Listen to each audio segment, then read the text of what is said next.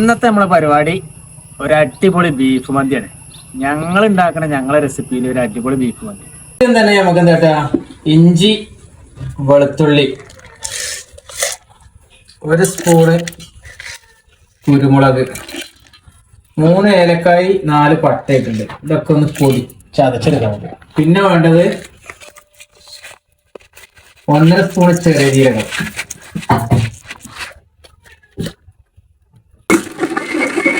ഇവിടെ 2 കിലോ ബീഫാണ് എടുത്തിരിക്കുന്നത്. അതൊരു മീഡിയം സൈസ് കഷ്ണാക്കിയിട്ടാണ് മുറിച്ചിട്ടുള്ളത്. ഈ ടൈപ്പ് കഷ്ണാക്കിയിട്ടാണ് മുറിച്ചിട്ടുള്ളത്. പിന്നെ ഞങ്ങൾ ഇതൊന്ന് കുക്കറിലിട്ടാണ്ട് 2 വിസിൽ അടിച്ചിട്ടുണ്ട്. പിന്നെ നമ്മളിപ്പോ അരച്ചു വെച്ച മസാലകളെല്ലാം ഇതിലേക്ക് ചേർക്കണം.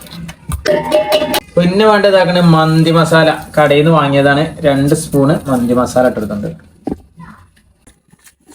അടുത്തത് വേണ്ട മാക്സ് ട്യൂബാണ്. ഇതാക്കണ ചിക്കൻ്റെ ആണ് എടുത്തിട്ടുണ്ട്. 4 പീസാണ് ഞങ്ങൾ ഇട്ടത്.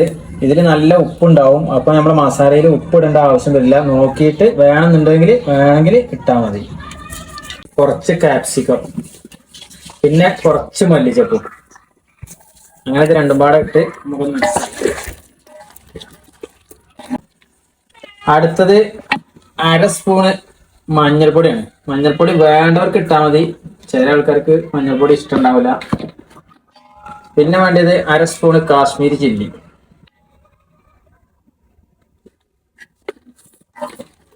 എല്ലാം മിക്സ് ആയി കൊടുക്കണം. അടുത്തതായി നമ്മൾ ഇതിലേക്ക് ഒഴിക്കാൻ പോണത് സൺഫ്ലവർ ഓയിലാണ്.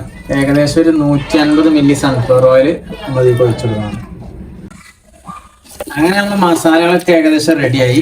നമുക്കിതൊന്ന് ചെറുതായി ചൂടാക്കി അരി തിളപ്പിക്കാനുള്ള വെള്ളം അടുപ്പത്ത് വെച്ചിട്ടുണ്ട്. അപ്പോൾ അതിലേക്ക് ഇടാൻ പോകുന്നത് ഏലക്കായ്, ഗ്രാമ്പു ഇതാണ്ടോ. പിന്നെ ഇതാ ഒരു 4 കഷ്ണം പട്ട ഇട്ടിട്ടുണ്ട്. അതാണ് കുരുമുളകും ഇതിലേക്ക് ഇട്ട് കൊടുത്തിട്ടുണ്ട്. അടുത്തതായി നമുക്ക് കുറച്ച് ഉപ്പ് ഇട്ട് കേട്ടോ. ഞങ്ങൾ കല്ലുപ്പാണ് ഉപയോഗിക്കുന്നത്. ഉപ്പ് പാകത്തിൽ ഇട്ട് കൊടുത്താൽ മതി. പിന്നെ വേണ്ടതാക്കണ ഒരു ഉണക്കനാരങ്ങ വന്നിട്ട് കൊടുത്തിട്ട് ഞങ്ങൾ ചോറ് ഊറ്റിയെടുക്കാണ് കേട്ടോ. അരി ഊറ്റിയെടുത്തുകൊണ്ടാണ് ഞങ്ങൾ മന്തി വെക്കുന്നത്. അരി കേട്ടോ, ഞങ്ങൾ 1.5 കിലോ അരിയാണ് എടുത്തിങ്ങനെ. 1.5 കിലോ അരിക്ക് 2 കിലോ ബീഫാണ് എടുത്തത്. അരി ഒരു 2-3 പ്രാവശ്യം കേക്ക് എടുക്കാം കേട്ടോ. അതിന്റെ കൊഴുപ്പ് നന്നായി കളയാം.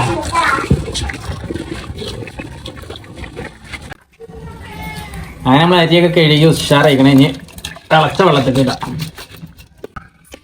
ഒന്ന് ഇളക്കി കൊടുക്കണത്, അല്ലെങ്കിൽ അരി കട്ട പിടിക്കുമ്പോൾ പെട്ടെന്ന് കഴിഞ്ഞാൽ. അങ്ങനെ നമ്മൾ അരി ഏകദേശം 3/4 ഭാഗം വെന്ത് വന്നിട്ടുണ്ടാവും.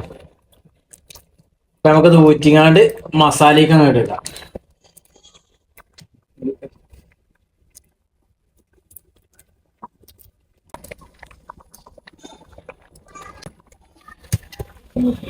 നമ്മളിത് പകുതി ഊറ്റിട്ടിട്ടുണ്ടോ. നമുക്ക് ഇതിന്റെ മുകളിൽ ലേശം മന്തി മസാല ഇട്ടെടുക്കാം.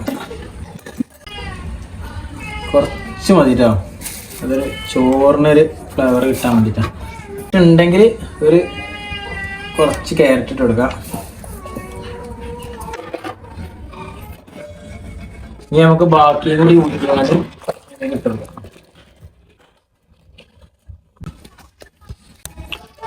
അടുത്തതായി നമുക്ക് ഒന്ന് ദമ്മ് ചെയ്യണം. ഒരു 10 മിനിറ്റ് ദമ്മ് ചെയ്യണം. ഇതിന് മുമ്പ് നമുക്കൊരു 5 പച്ചമുളക് ഇവിടെ ഇങ്ങനെ കുത്തി കൊടുക്കാം. നമ്മൾ സ്മോക്കിന്റെ ഒരു ഫ്ലവർ കിട്ടാൻ വേണ്ടിയിട്ട് ലേശം കണയിലൊരു പാത്രത്തിൽ വെച്ചിട്ട് ലേശം എണ്ണ വെച്ച് കൊടുക്കുന്നുണ്ട്. എന്നിട്ട് അത് ചോറിന്റെ നടുക്ക് നമുക്ക് വെച്ച് കൊടുക്കാം.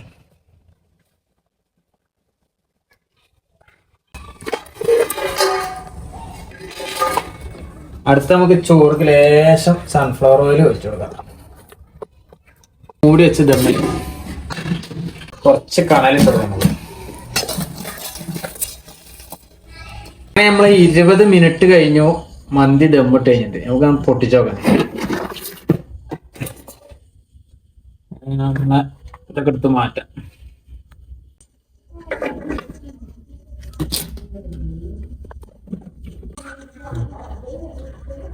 അങ്ങനെ നമ്മളെ മന്തിക്ക് അടിപൊളി മന്തി കേട്ടോ. ഇത് ഞങ്ങളൊരു റെസിപ്പിയാണ്.